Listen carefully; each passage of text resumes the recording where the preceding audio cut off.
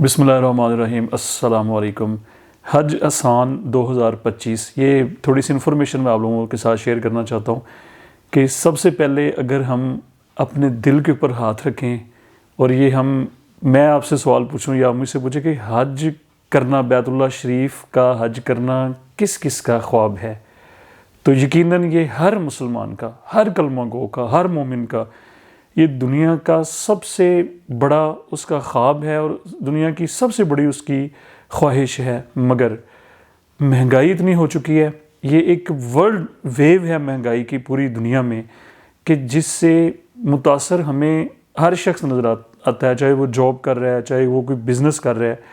तो अखराजात हज के इतने बढ़ चुके हैं कि अब ये ख़ास तौर पे आम इंसान जो है, जो अपने कबीलदारी जो चला रहा है, बच्चों की परवरिश कर रहा है, फीसें जा रही हैं, तो बस की बात नज़र नहीं आती, अखराजात इतने बढ़ चुके हैं।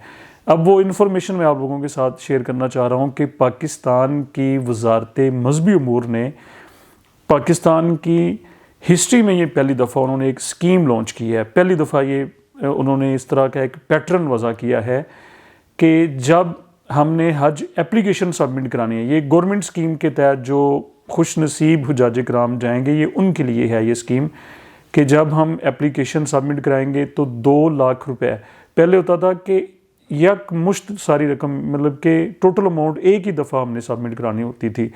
लेकिन अब ये है कि at the time of application, जब एप्लीकेशन हमने सबमिट करानी है तो साथ हमने 2 लाख रुपया जमा कराने हैं। ये सुन ले ज़रा, एप्लीकेशन के टाइम पे 2 लाख, उसके बाद जब कुरानदाजी में नाम आ जाएगा, यानी कि जो गवर्नमेंट कुरानदाजी करेगी उसमें अगर नाम आ जाएगा तो फिर 4 लाख रुपया मज़ीद हमने जमा कराने होंगे।